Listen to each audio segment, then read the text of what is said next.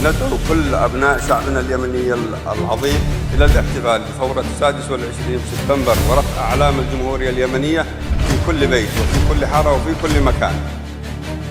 إن حالة الرعب التي أصيب بها عصابة الحوثي وميليشياته ما يقومون به من اعتقالات في مختلف المحافظات اليمنية شيء غير مبرر.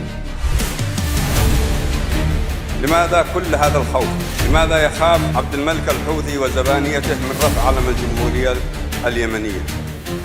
لأنهم يدركون أن ثورة 26 من سبتمبر ثورة ترفض حكم الإمامة وترفض ما هم يريدون أن يطبقونه اليوم في اليمن، وأن يعودون إلى ما قبل ثورة 26 سبتمبر المباركة.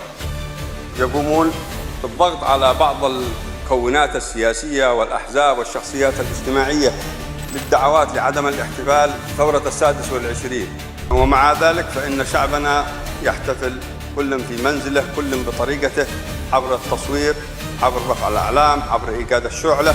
لم يرضخ لهذه التهديدات ولن يرضخ شعبنا، وسنظل نقاوم الكهنوت ونحتفل بثورة 26 من سبتمبر وكذلك الثورة 14 من أكتوبر المباركتين.